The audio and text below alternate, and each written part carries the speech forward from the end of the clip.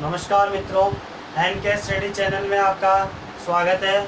और हमारा जो पिछला टॉपिक था घन और घन के क्वेश्चन लिए थे और घनाभ के बारे में अपन थ्योरी पढ़े थे। और घनाभ के आज हम लेने वाले हैं question.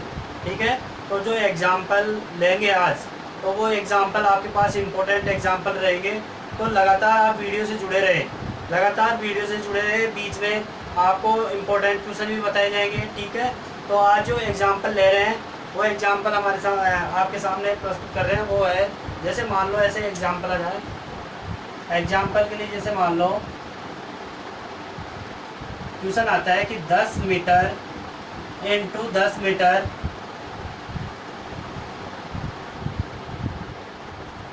Into 5 metre, 10 metre into 10 metre into 5 metre विमाओं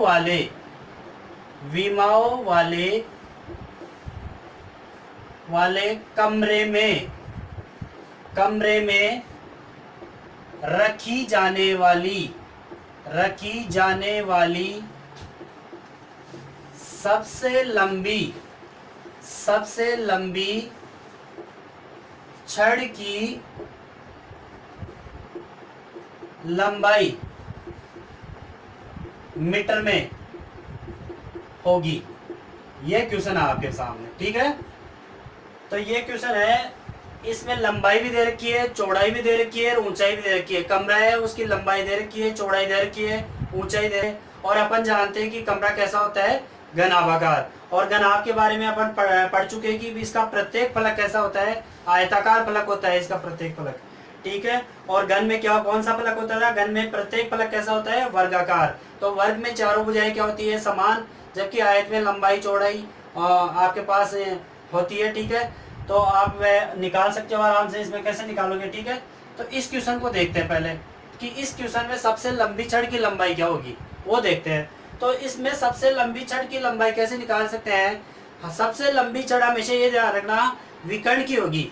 सबसे लंबी छड़ कौन सी होती है? विकर्ण की होती है। ठीक है, तो इसमें अपने को क्या निकालना है? इस कमरे का विकर्ण निकालना है। कमरे का क्या निकालना है? विकर्ण। तो मैं कमरे का क्या निकालूंगा? विकर्ण। और कमरे का विकर्ण निकालूंगा तो अपन जानते हैं कि कमरा कैसा है, घनाभाकार। और घनाभ का विकर्ण क्या होता है? Under root L square plus B square plus H square. ठीक है, तो इसमें एल तो ये है, बी ये है और एच ये है। ठीक है, तो लंबाई चौड़ाई और ऊंचाई तीनों दे रखी है आपको। रखो इसमें मान, बोलो रखते हैं। लंबाई का स्क्वायर, लंबाई कितनी है? 10, 10 का स्क्वायर कर दो। चौड़ाई कितनी है? 10, 10 का स्क्वायर कर दो। ऊंचाई कितनी है? 5, 5 का स्क्वायर कर दो। ठीक है, अंडरूड, बोलो 10 का स्क्वायर कितना होता है? 100। इसका 100 प्लस कितना हो गया? 25। बोलो कितना हो गया यहाँ पे? 225। और 225 का वर्गमूल कितना होता है? 15। तो 15 मीटर इसका क्या होगी? लंबाई।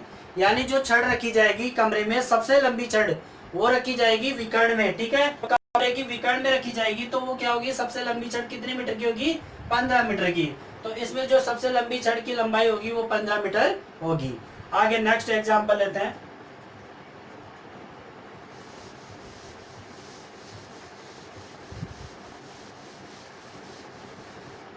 अच्छा क्वेश्चन है, देखो क्वेश्चन ये आ जाए कि किसी घनाभ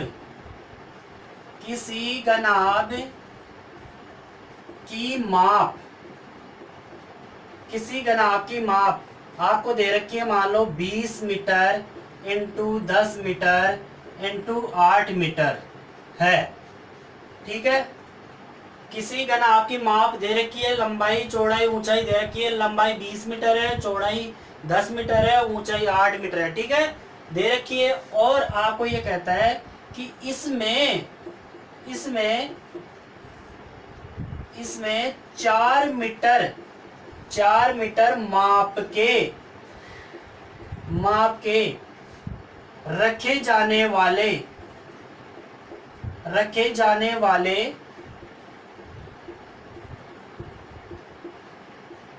डिब्बों की संख्या बताओ। देखो बहुत अच्छा क्वेश्चन है। संख्या क्या होगी? ठीक है, यह इसमें घनाभ है, घनाभ की लंबाई चौड़ाई और ऊंचाई दे रखी है, और इस घनाभ के अंदर आपको 4 मीटर वाले डिब्बे रखने हैं, सही है ना। तो कितने डिब्बे रख सकते हैं, डिब्बे रखने की संख्या बतानी है अपने को। तो 4 मीटर वाले कितने डिब्बे रख सकते हैं वो करेंगे इसमें। तो कैसे निकालेंगे अपन, देखो पहले घनाभ की माप दे रखी है, तो घनाभ का क्या निकालेंगे, पूरा आयतन निकालेंगे। उसके बाद डिब्बा कैसे है, घन के आकार का, और घन का आयतन अपन जानते हैं क्या होता है, भुजा क्यूब, ठीक है। तो सबसे पहले तो देखो अपने को क्या निकालनी है, डिब्बों की संख्या निकालनी है ना। तो डिब्बों की संख्या कैसे आएगी, डिब्बों की संख्या बराबर क्या होगी, देखो पहले तो निकालना है घनाभ का आयतन, ठीक है, घनाभ का आयतन बटा डिब्बा कैसे है, घन के आकार का, तो डिब्बे का आयतन भी निकाल लो, डिब्बे का आयतन, बोलो घनाभ का आयतन कितना है 20, लंबाई इंटू चौड़ाई इंटू ऊंचाई। घनाभ का आयतन का सूत्र क्या होता है, लंबाई इंटू चौड़ाई इंटू ऊंचाई। अब डिब्बे का आयतन निकालना है, डिब्बे का आयतन यानी डिब्बा कैसा है, घन के आकार का है। अब घन के आकार का, तो उसका सूत्र क्या होता है, घन का आयतन का भुजा क्यूब। तो भुजा कितने की दे रखी है, 4 मीटर की। भुजा यहाँ पे कितने की दे रखी है, 4 मीटर की। तो भुजा क्यूब यानी 4 का क्या करेंगे, क्यूब। तो बोलो 20 इंटू 10 इंटू 8 बटा 4 इंटू 4 इंटू 4, बोलो काटो, 4 पंजे 20, 4 दूना 8, ठीक है। अब काटो, 2 पंजे 10, 2 दूना 4, ठीक है, 2 से 2 कट गया, कितना आ गया यहाँ पे, 5 25।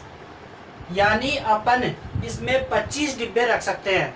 किसमें रख सकते हैं, जिसमें घनाभ की लंबाई चौड़ाई और ऊंचाई कितनी हो, 20 metre into 10 metre into 8 metre. उसमें कितने रख सकते हैं, 4 मीटर के डिब्बे 25 डिब्बे रख सकते हैं। तो बहुत अच्छा क्वेश्चन है कंपटीशन एंड बोर्ड की एग्जाम में। तो आप इनको यथावत है ऐसे क्वेश्चन निकालते रहे, ऐसे ही सेम क्वेश्चन आपकी जो प्रैक्टिस बुक है उस प्रैक्टिस बुक से क्वेश्चन निकालो आप, और उसमें कोई यदि आपको कमी लगती है तो उनको सुधारो, ठीक है। और आप यथावत वीडियो से जुड़े रहे, ठीक है। तो आगे नेक्स्ट अपना क्वेश्चन लेते हैं। जैसे नेक्स्ट क्वेश्चन क्या है अपने पास, नेक्स्ट क्वेश्चन रहेगा अपना, जैसे मान लो अच्छा क्वेश्चन है, आपके पास ऐसा क्वेश्चन आ जाए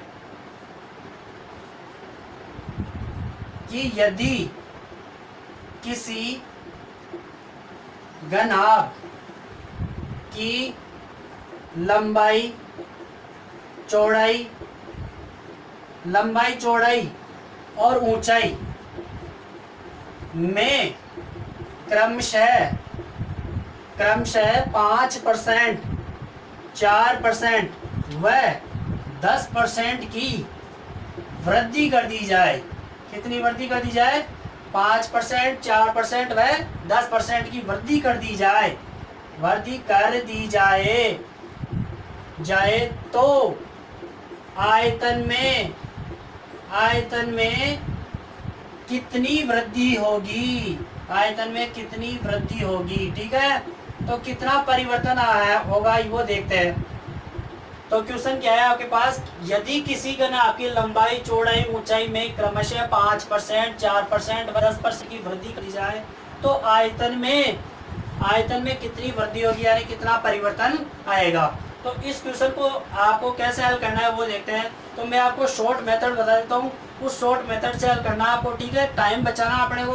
तो शॉर्ट मेथड क्या रहेगा, जैसे ट्रिक ही है अपने पास, तो शॉर्ट मेथड के आधार पे जैसे इसकी ट्रिक रहेगी a plus b plus c plus a b plus b c plus c a बटा 100 प्लस ए बी सी बटा क्या हो जाएगा 10,000, ठीक है, ये रहेगा इसका। अब बोलो a का मान कितना है, यहाँ पे a का मान दे रखा है कितना 5%, 5, b का मान कितना दे रखा है 4, c का मान कितना है 10, ठीक है।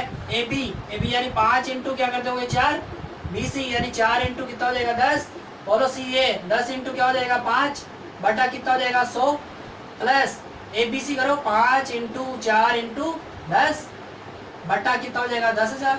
ये लो हल करो इसको, बोलो कितना हो गया 5 4 9 9 10 कितने 19 प्लस, ठीक है।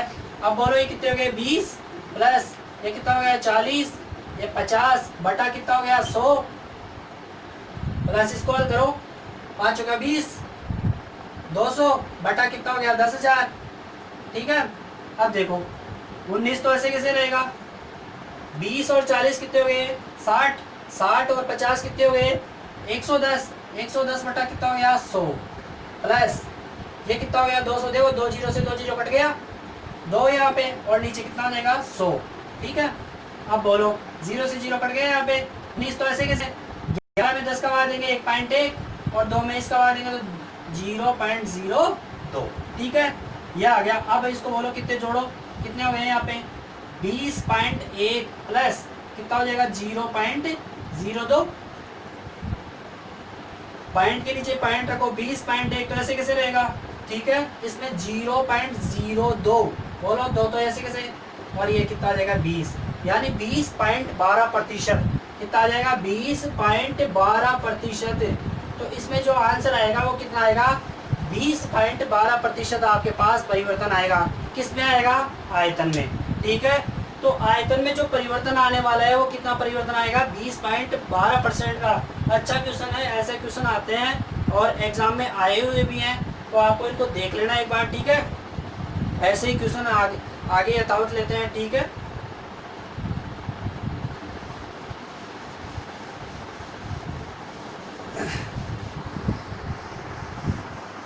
अगला क्वेश्चन आ जाए आपके पास। नेक्स्ट क्वेश्चन, जैसे मान लो आपके पास क्वेश्चन आ जाता है, बहुत अच्छा क्वेश्चन है, समझना है, लॉजिक वाला है।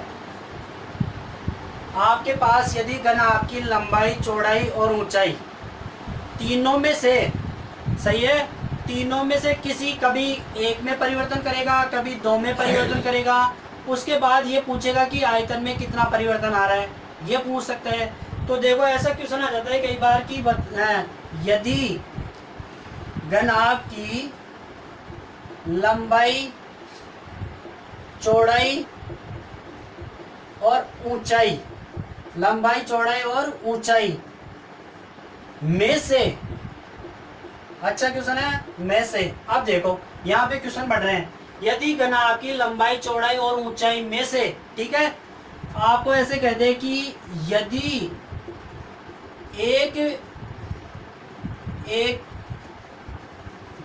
एक की लंबाई, मान लो लंबाई, चौड़ाई और ऊंचाई किसी में से भी मान लो, तो मैं इसको n1 मान लेता हूँ, इसको n2 मान लेता हूँ, इसको n3 मान लो, n1 मान लेते हैं, इसको n2 मान लेते हैं, ठीक है, इसको n3 मान लेते हैं, ऐसे 3 मान लिए। तो मैं किसी एक में परिवर्तन करता हूँ। यदि किसी, ये ऐसे मान लो, यदि n1 में, n1 को n गुना करने पर आयतन में परिवर्तन कितना होगा, कितनी वृद्धि होगी, ठीक है, वो हो जाएगा इसका फॉर्मूला n-1 इंटू 100। ठीक है, तो इससे निकाल सकते हो आप, यानी एक में परिवर्तन कर रहे हैं n1, यानी किसी में भी मान लो, या तो इसको मान लो, इसको मान लो, इसको, तो मैंने किसको माना है यहाँ पे? n1 लंबाई को। ठीक है, तो आप हल कर सकते हो। ऐसा क्वेश्चन आ जाए, मान लो यदि n1 व n2 को n गुना करने पर आयतन में परिवर्तन कितना हो जाएगा, बोलो? आयतन में परिवर्तन, तो इसका क्या होगा बताओ? n1 n2 minus 1 into 100। ठीक है, ऐसे ही मान लो यदि n1 n2 व n3 को n गुना करने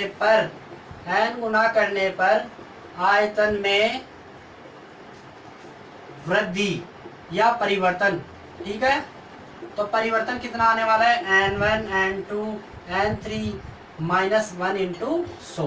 तो इससे आप आराम से आयतन में परिवर्तन निकाल सकते हो। कैसे निकालो? जैसे मान लो मेरे पास लंबाई में, मान लो ये लंबाई तो है 2 गुना कर दूं लंबाई को 2, और चौड़ाई को कर दूं 3 गुना।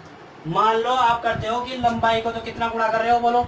लंबाई को तो कर रहे हो कितना? 2 गुना, ठीक है, और चौड़ाई को कितना गुना कर रहे हो? 3 गुना। तो आपको ये बोलते बताओ कि आयतन में कितना परिवर्तन आएगा। तो आयतन में कितना परिवर्तन आएगा, बोलो? कौन सा है? यह आएगा। ठीक है, 2 में परिवर्तन कर रहे हैं, लंबाई और चौड़ाई 2 में परिवर्तन कर रहे हैं, 2 वाला लो, बोलो 2 इंटू क्या हो जाएगा? 3 माइनस 1 इंटू क्या हो जाएगा? 100। बोलो 6 माइनस 1 इंटू कितना हो जाएगा? 100। कितना हो गया? 500। यानी 500% इसमें क्या हो जाएगा? परिवर्तन आ जाएगा। कितना परिवर्तन आ जाएगा? 500% परिवर्तन आ जाएगा। ठीक है, तो आप ऐसे ही आराम से इसमें निकाल सकते हो। 1 में दे तो ये लगा दो, 2 भुजाओं में परिवर्तन दे गुना करे तो ये लगाओ, 3 में दे तो ये लगाओ। ठीक है, तो आप आराम से ऐसे क्वेश्चन निकाल सकते हो। ठीक है, तो आज के लिए काफ़ी इतना ही रहेगा।